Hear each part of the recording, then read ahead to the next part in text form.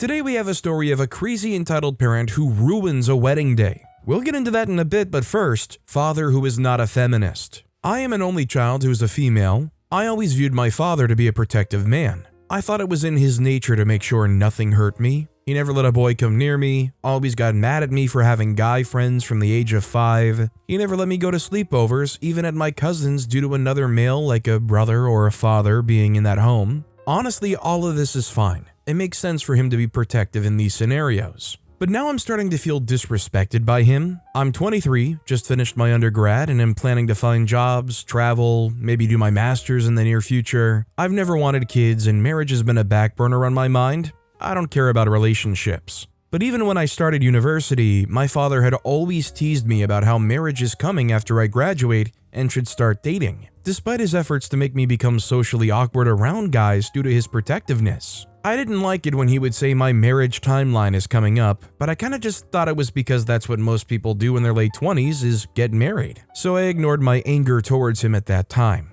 But after graduation, I've realized that none of my successes are seemed important to my father because, as a woman, I'm born to serve a man and birth his children. In the list of priorities of things I should be knowledgeable in my 20s is that I should learn to cook. Not for me, despite having to cook for myself when I lived away from home for uni, it's for a man. He's not even concerned about my financial well-being or teaching me about types of savings account. He's worried that I haven't found a job yet because it lowers the pool of men wanting to marry me. He's concerned that I'm considering doing my master's in my late 20s because I should be married by then and having kids. Recently, I picked up a hobby in sewing, and he asked about my sudden interest in sewing and if I'm doing it for a husband. Why the freak would I be learning to sew for a husband? Freak him. So, pretty obviously, he's kind of stuck in his ways. I guess my question is, has OP ever actually challenged him on these beliefs or these things that they're kind of trying to push on OP?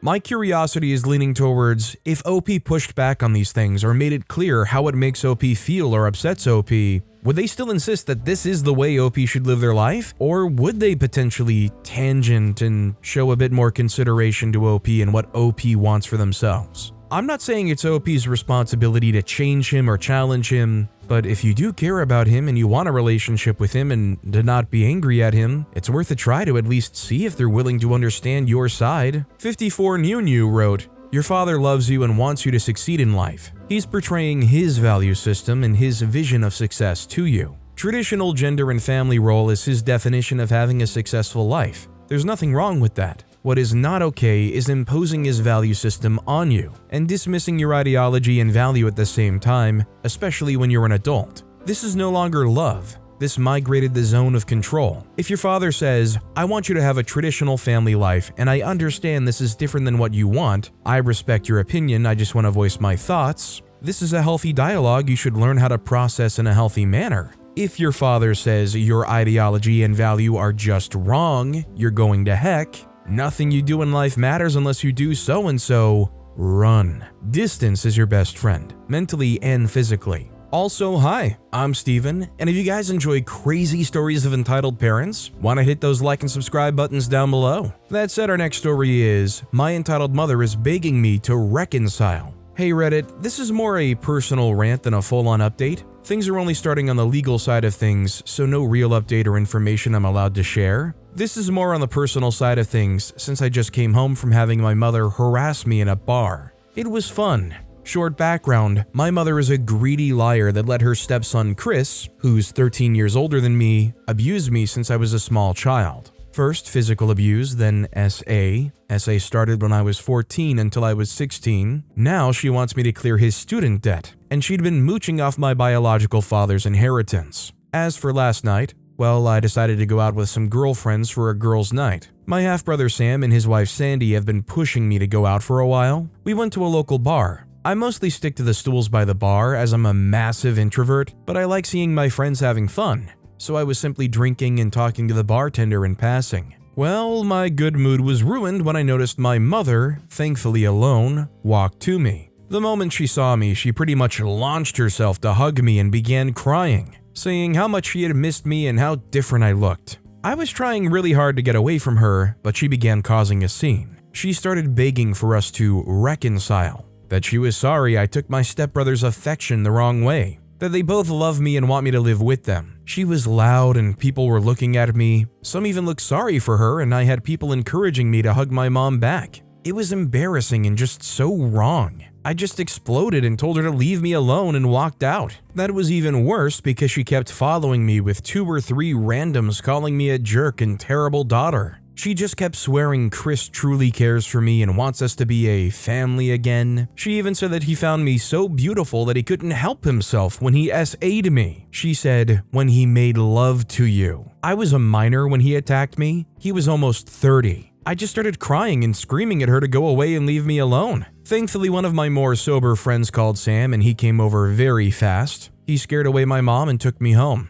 I'm now 100% sure I don't want to go out. For people wondering why I never called the cops, I called the cops since I was 11 to report the abuse. I reported at 16 what he did to me. They took his side. I don't trust them. I truly believe cops don't care about SA victims. I'm just writing this to get it out of my system. My therapist is unavailable, so Reddit is the next best thing. All I can say is any kind of restraining order or legal action cannot happen soon enough. I would almost wonder, considering the circumstances, if they weren't like trying to watch OP and happened to be at the bar because they were just following OP.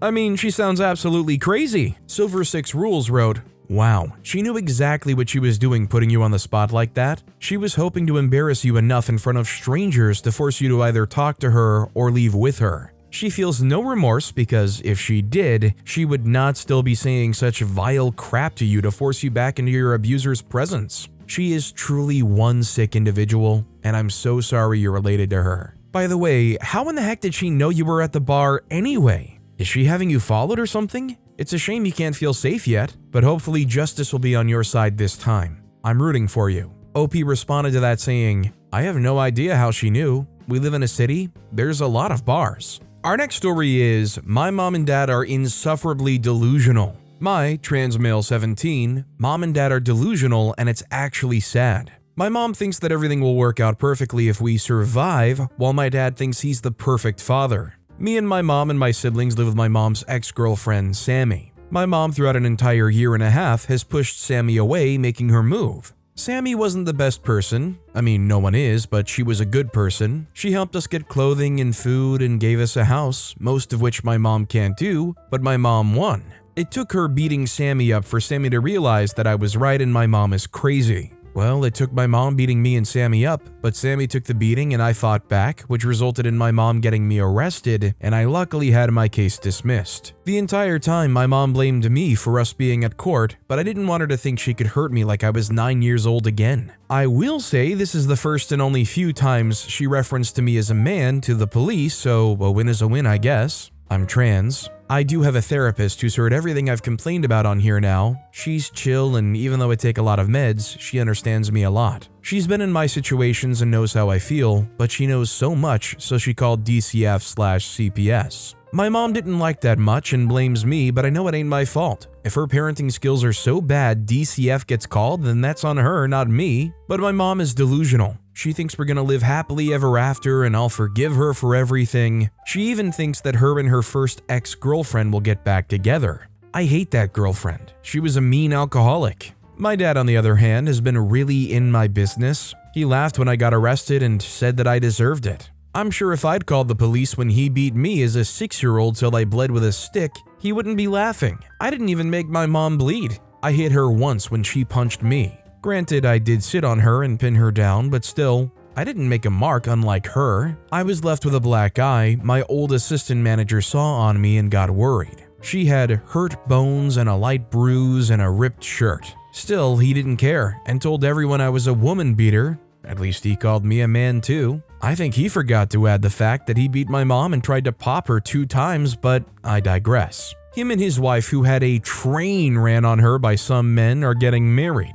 He said it so he can move on. I hope he moves on and leaves us alone. He gets drunk around my 9-year-old brother when he picks him up for the night. When my dad is drunk, he's mean.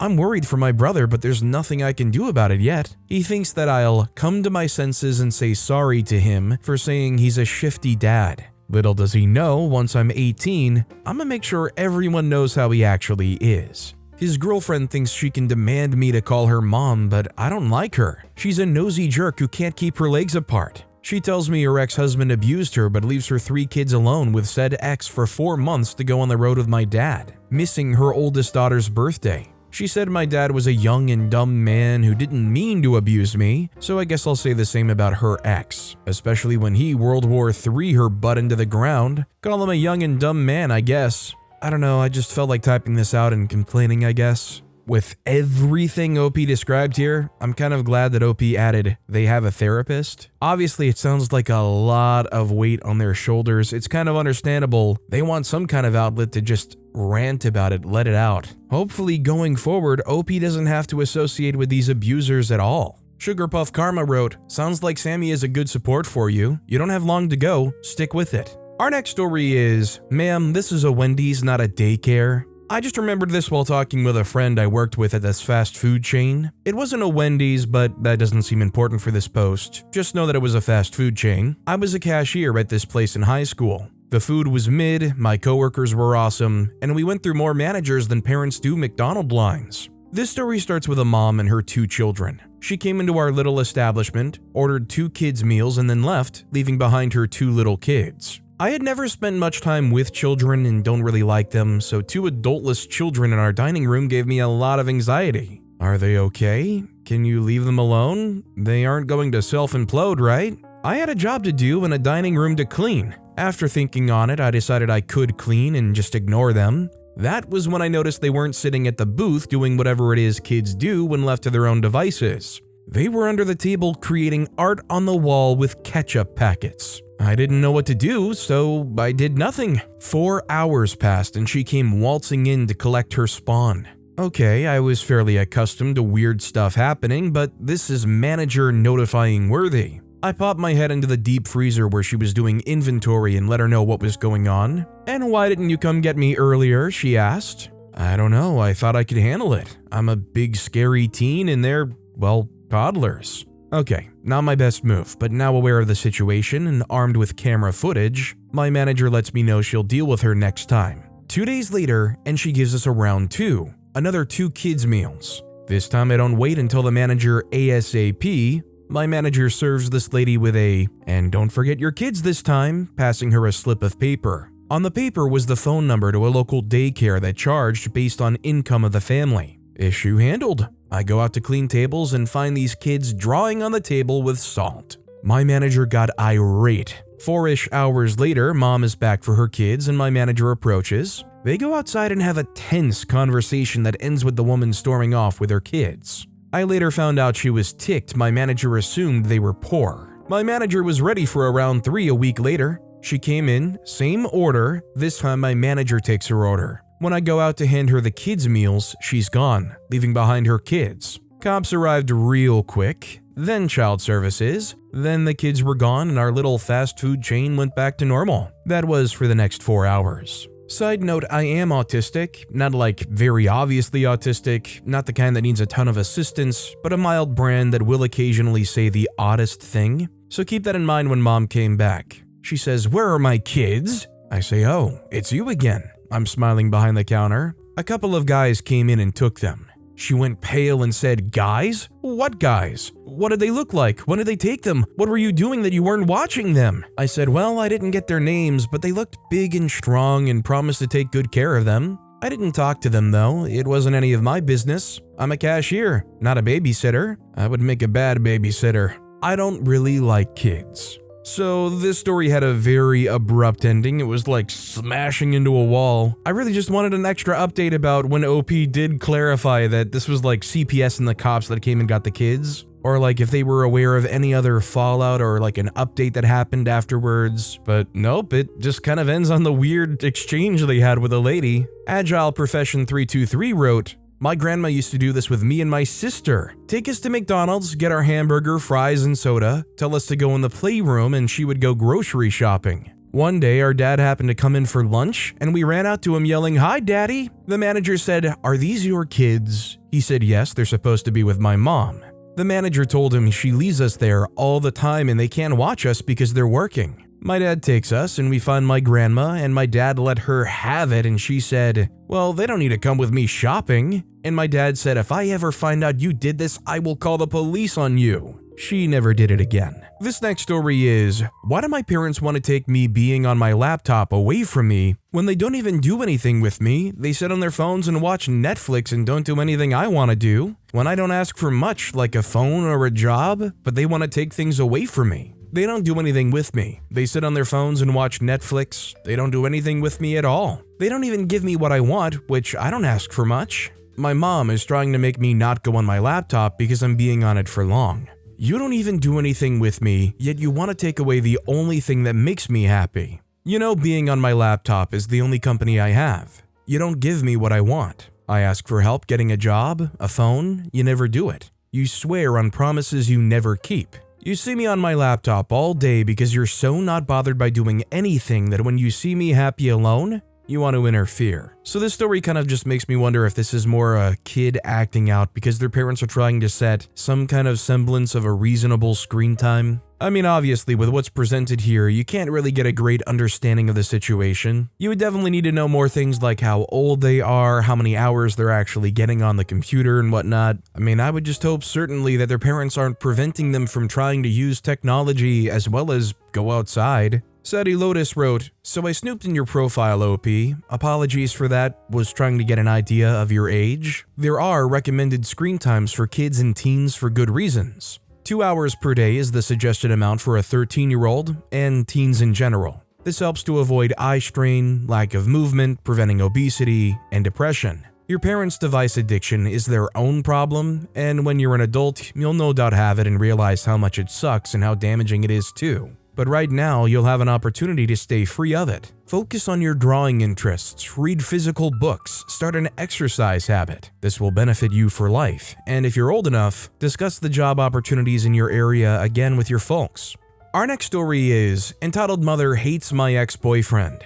My 24-year-old female, ex-boyfriend, 25-year-old male, and I met on Hinge in March. We became very close in the span of 2 weeks after our first date. After becoming official at the end of March, he decided 2 weeks later that he was not ready for a relationship and needed time to focus on himself spiritually, physically, financially, etc. He is asked to write letters, but we've texted and called here and there. This concept ruined me. I was upset, confused, lost, because I did allow the honeymoon phase to affect my feelings and quickly said I love you. He reciprocated. I am still angry at him. I'm not asking for criticism about our relationship, how fast things have happened, etc. My parents are the issue here. The night he met my father was the day he would break things off. Until he could read the Bible front to back and when life is in normal standing, my mother and father forbid me to see him. My mother is far more unsupportive and wants to weigh in. She's threatened to take my car keys. He lives in the Twin Cities with an extreme crime rate.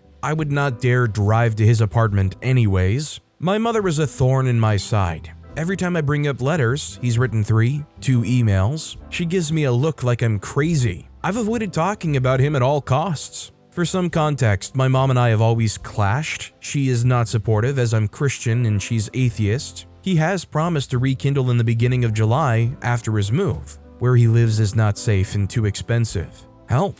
I live with my mother, so my independence is not fully there. I've never wanted to listen to her, and even more so now, I crave independence. Her anger may have rubbed off on me for a time, but I love my ex and I don't see him the way she does. I cannot see myself with anyone else as he's my first real relationship. He has too many responsibilities in June, which is why I can't see him, and I'm glad for more time apart after thinking about it because we truly were obsessed and rushing into things. We will set boundaries once we reconnect. Edit, I cannot move out currently because I rely on my mother financially, and the only hope is if I was to find a dorm to further pursue my college degree. But I will be going to a tech school, so I don't know when the opportunity will arise now. So I have to be honest, the Christian thing doesn't bother me, but there's a lot going on in this relationship that would be very concerning to me, especially if I were OP's parent. I mean, just the fact that you are rushing into it quite seriously. I mean, I get falling for each other in the honeymoon phase and maybe rushing it, but 2 weeks and you're already saying I love you? And then he turns around and he's kind of being weirdly secretive, saying, sorry, I'm too busy in June to even be able to see you. Unless this guy is working like 70 hours, 7 days a week, I do not buy that excuse.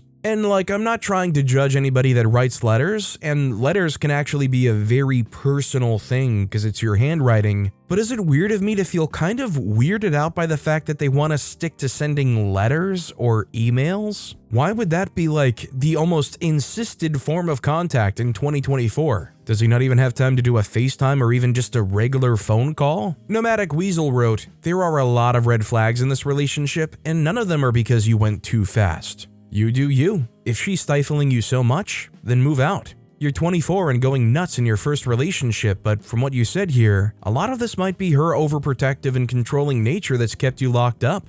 I don't see what anyone's religion has to do with this or why you mention it. I think in her own way she's trying to protect you but goes way too far. Again, the big solution is to move out, but please not with your first crush. Move in with some friends and get some independence. Our next story is, my mom ruined my wedding day. My mom is very entitled. Weeks before my wedding, she told me my dress was very ugly and I should wear something more sexy or revealing. However, this is the same woman who was so emotional at the bridal store as I was trying on dresses. She even paid for the dress. The day before my wedding, she spent the entire rehearsal taking out her grievances on her older sister. She yelled, "I don't know why you're even here," at my aunt in the parking lot. As we were rehearsing, she stood in front of my aunt, blocking her view and obstructing her from taking photos using her body. I was morbidly embarrassed as I had close friends and my husband's relatives, whom she was just meeting for the first time, there. My mom even stooped so low as to walk past my aunt and jump at her with her fist balled, as if she were going to punch her own sister in her face. I thought everything had calmed down, but no. My mom called the police to have my aunt escorted from the venue. My aunt was extended an invitation to my wedding, and her husband is my officiant. The whole time, my aunt is just sitting there taking all of this verbal abuse. All the while, my mom is making herself look like a complete fool. Once we get back home, my mom is profusely apologizing and promising to behave better tomorrow.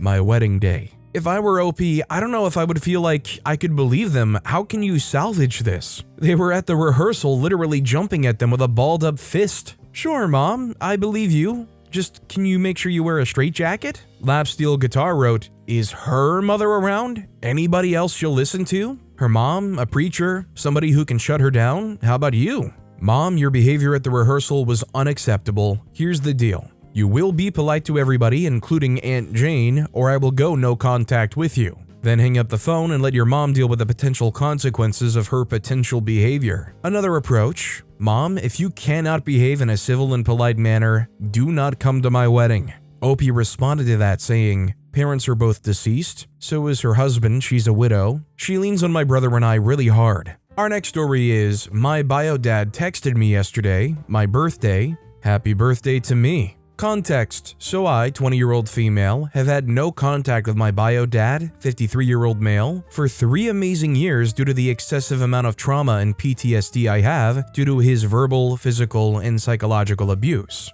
I've posted about him in here previously, but those posts hardly do what life was like with him justice. Thankfully, I hardly lived with him due to his and my mom's custody agreement, where I would visit him every other weekend until I was 14, where I had a say. But there was no need since the minute I hit puberty and outside my cute baby girl phase, he cut our visits to once a month for 30 minutes. His best record, by the way, and even before, he barely showed up to my birthdays. If he would come, he would give me money and a hug, which lasted at longest 5 minutes, or any other holidays, which he used to take turns with my mom, but would cancel last minute and not pick me up. He was a classic deadbeat, and I was his little trophy daughter, who was only meant to be seen, not heard. He never showed me any real respect since neither children or women need respect from any man. His words when I was 14. With that context out of the way, I'm happy to answer more in the comments. Here's what he sent me, which is almost a perfect copy and paste, minus private info. Dear OP, this is your father, bio dad's name. I'm sending you this message to wish you happy birthday and to say you are always in my heart and on my mind. I follow you on social media just to keep up with you. You have become a very beautiful woman and I'm very proud of you. I will always love you and I pray for your happiness. If you ever want to contact me or know anything about me and how my life turned out, I would love to talk to you. Feel free to text me or call me anytime. Love, your dad, forever and always, Bio Dad. Insert his number here. All of these comments, all of these platitudes, they don't really mean anything when you consider the body of work as far as his parenting goes. It's especially a huge slap in the face when they turn around and say, if you want to know about me and how my life turned out, as if it's OP's fault for them not reaching out. Too Old for This Spit wrote, Dear first name, I'm surprised that you think about me at all after the way you treated me when I still had to spend time with you. I spent the last couple of years healing, and I don't want to undo my progress by letting you back into my life. Please don't contact me again. Then block him on everything. Make all your accounts visible to friends only. Or don't answer him at all before blocking him. Our next story is, I'm 25 with children, single mom and ready to move away from my home state, but my mother says no. Hello guys, looking for some advice here. I'm currently fed up with living in my home state. My children always complain about their schools and the lack of education that they provide, and I just don't feel like my success will ever begin in my hometown. I feel like moving out of town will be the best option for my children and I. Their father is completely MIA and then pops up when he wants to. We don't hear from him for months, sometimes years before he decides he wants to see the children. When he does get the children, he never wants to give them back. They miss a lot of days of school because he doesn't feel as if school for them is important. Besides all that, my mom has been living with me for the past year now, despite the fact I left my previous home and left it for her to have. I even gave her a car and paid up the rent for quite some time. I feel like I'm taking care of her plus the children, and it's become mentally draining. I try to get her to look for her own place and try to do her own thing, but it goes in one ear and out the other. She barely watches my children. I have to contribute to her little fees. I was going to just jump up and move, but would that be wrong? I already told her and she's trying to convince me to move somewhere closer by her job or back to where we were before. I just don't want to. Edited to answer some concerns. You guys are overthinking my situation. All this occurred over a few years. The rent situation was more so during COVID, where I only had to pay $400 and my Indian tribe, plus the state giving assistance at the time made up for the rest, which resulted in a year's worth of rent. I gave her a vehicle that took 3 years to pay off, and I saved up money for my deposits and first month's rent when I move. I'm a certified phlebotomist. I own a local food company, and I clean on the side. I'm very careful with the way I spend my money, so I don't see how this couldn't be true. Having children doesn't stop you from becoming successful.